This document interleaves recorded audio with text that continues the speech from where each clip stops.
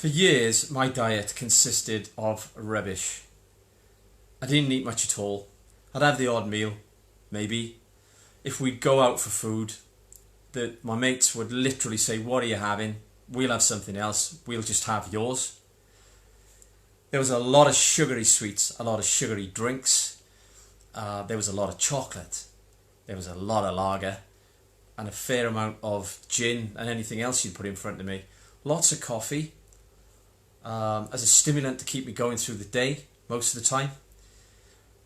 It was just a route to failure in terms of how I was, you wouldn't call it fueling my body. I was just feeding it any rubbish just to keep it going. It's so detrimental to our immune system and the way we function. It's incredible. One thing I realised quite quickly, obviously I had to walk, was the way I'd been eating, that couldn't go on either. I mean, I had to start eating a healthy diet. But first of all, I just had to start eating, but not rubbish, as I had been. Not sort of McDonald's and fast food. It was home cooked food, good quality food, not necessarily, hugely expensive, but lots of water. Obviously there was no lager, there was no alcohol anymore, so that wasn't an issue. But it was so important for me to start fueling my body, particularly when I started becoming fit. I spoke to my personal trainer, and he gave me some great advice, and I did a lot of reading, and we talked about how much protein do you need just to stand still in terms of muscle mass and protein synthesis on the whole, without trying to grow any muscle. And we had to look at how much carbohydrate you need, because carbohydrate isn't all bad. This is just people sort of listening to some dietitian that wants everyone to strip all the fat off their body, which is not such a good thing anyway. But there was a lot of work done, because I really understood that to change my life and to change the way I dealt with it, my perception of it, I would have to address my whole life holistically, the whole thing.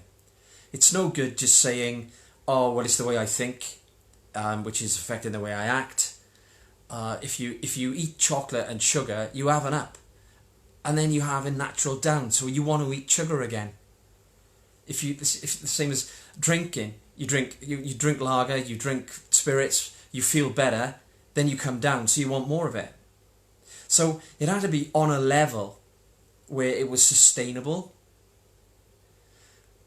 This means that ongoing we can cope with things like stress in life on a far, far more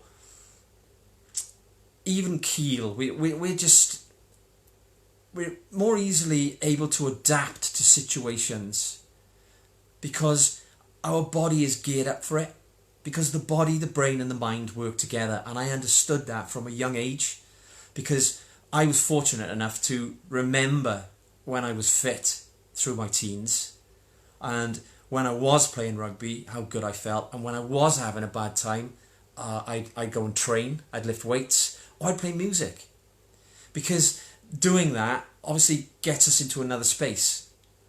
But by understanding it, I wanted to be fit again because I knew how much better I would feel.